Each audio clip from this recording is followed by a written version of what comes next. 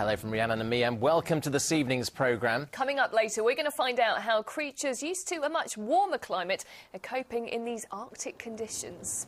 Lovely thing, but first, it's here again, and this time it seems to be going absolutely nowhere. Yes, the weather has caused chaos right across the country, and snow has fallen at some point today in every part of our region. Roads have been closed, schools have been closed, and public transport has been disrupted.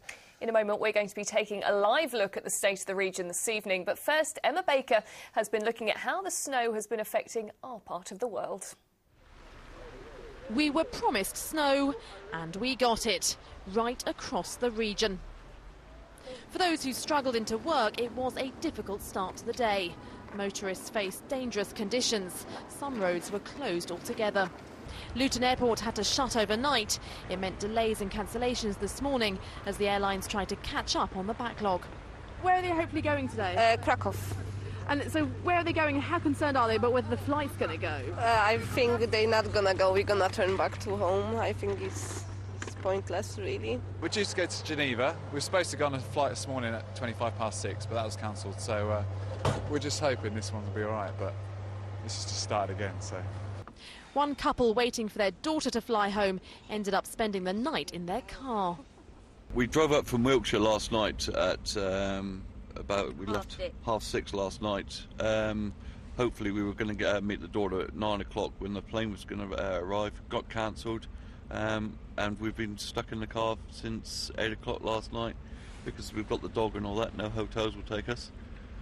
Meanwhile, the port of Felixstowe was closed and Operation Stack put into place as the coastal town was covered in snow. Some trains were also disrupted. 3 operators in our region managed a full service for most of the day, but Virgin Trains, which serve Northampton and Milton Keynes, had to reduce its service, whilst First Capital Connect, the company that serves Bedford, Cambridge, Kings Lynn and Peterborough, put its emergency snow timetable to work. For many who made it to work, it was a busy time. Gritters were struggling to keep the roads clear. Many councils are now having to ration the salt to make it last. This is the yard where Milton Keynes Council keeps their salt for their entire area. Normally at this time of year it would be full, but at the moment they've got just that amount left, enough to keep them going for 3, maybe 4 days. While Milton Keynes Council says it ordered its salt a long way in advance, its latest delivery hasn't turned up. How do you feel about the fact that you ordered this many months in advance? I'm not happy. Simple as that. I'm not happy, and I think that we will be discussing that at a later date. Icy conditions on the roads are leading to more accidents. Car body repair centres like this one in Ipswich have seen a big increase in calls. The tricky ones are black eyes, where people said that, so they were sort of travelling down the road, you know, it seemed fine until they got to a junction. As they slowed down, they literally skidded all the way into the actual vehicle in front. Across the tendering area in Essex, people are being warned to expect disruption to their bin collections over the next few days. The problem we're having, that we can get out along some of the main roads, but of course when you're collecting refuse you have to go down a lot of the side roads and onto a lot of the estate roads where if you've got a large refuse collection vehicle it's just not possible to take it on there. Despite the disruption, many did manage to enjoy the winter wonderland. These just a few of the viewers' photos we've received today. As some 500 schools across the region were forced to close, these girls in Colchester were determined to make the most of their day off. While this group at Ampthill Park in Bedfordshire used the slopes for some group sledging. With the freezing temperatures expected to stick around until at least the end of the week, it's likely we haven't seen the last of the snowballs just yet. Oh dear. Well, let's get a roundup of the situation across the region right now. In a moment, we're going to hear from Victoria Webb, who's at Stansted Airport, and also from Amanda Hinxton, who's at our weather centre in Norwich. But first, we can rejoin Emma Baker for an update on the conditions in Milton Keynes tonight. Emma. Yes, well, Rhiannon, last night Neil Bradford, my colleague, was standing here in this very spot warning us that the snow was on its way. Well, tonight, 24 hours on, it's well and truly here. Here in this park, we've got around 4 inches, possibly a little bit more. That's getting on for 10 centimetres. The cows here, well, they are well and truly covered. That snow's actually frozen onto them, which gives you an idea of just how cold it is here. Temperatures are expected to reach -4, dip down to -4 here in Milton Keynes later on this evening. That, of course, will turn the roads to ice rinks. Behind me, you can probably see the road behind me, the cars have been driving very slowly indeed, quite wisely. Of course, for those people who haven't yet made it home, well, they could well have a tough journey ahead.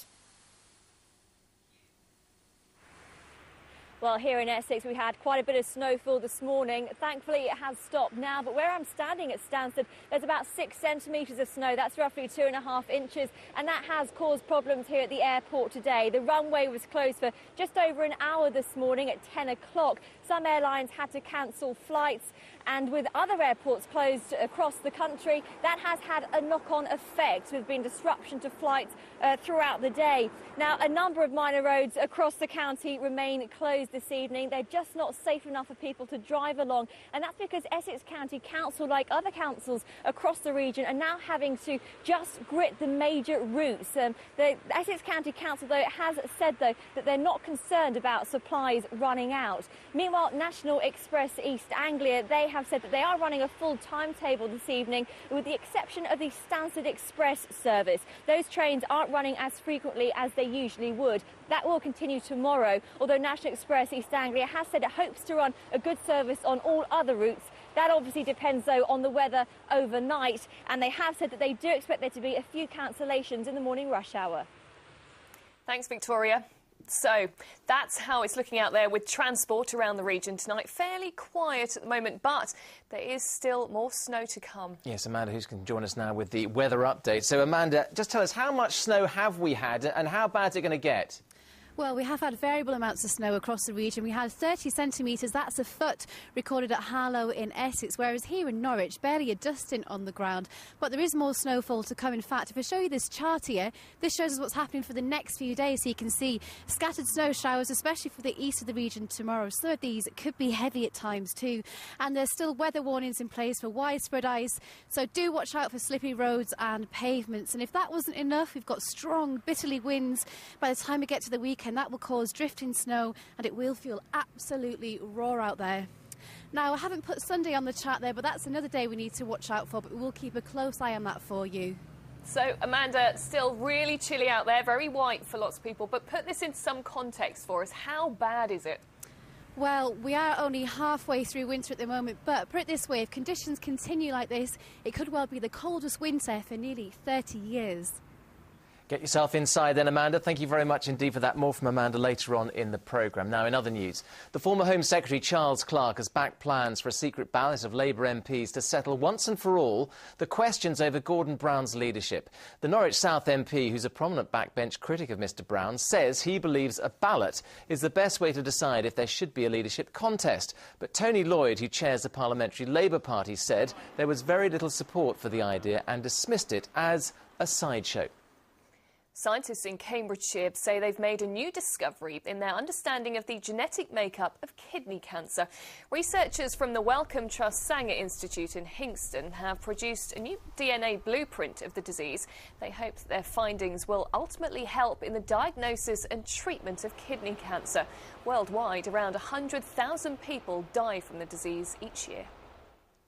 Now, the court has been hearing how local people